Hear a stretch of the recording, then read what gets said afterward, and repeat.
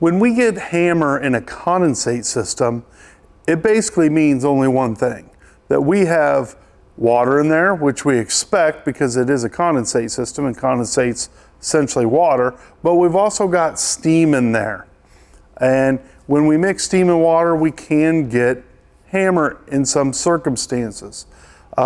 Essentially, steam is created in the condensate system because as high pressure condensate goes through a trap, the residual energy flashes a portion of it back to steam. And the good thing about when that happens is that the water and the steam are the same temperature. So we won't really get hammer in that instance. But the issue arises when we mix that condensate with a mix of steam in it with cooler condensate.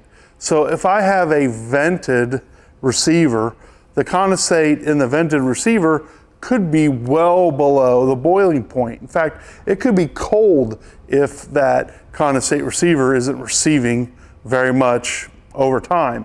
So a lot of times when we get hammer in condensate systems, it's because we're mixing cooler pumped condensate with higher pressure condensate that's going to have flash steam in it. So the solution is simple. We have to keep those condensate streams separate.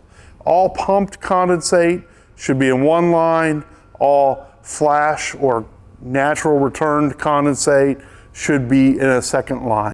There's a reason there's more than one connection point on a deaerator for pumped and medium and high pressure returns. And that's so that we don't have those dynamics at the deaerator. But it's also true in the rest of the system. So we have to be careful when we take condensate and tie it in with other condensate because sometimes they're just not compatible.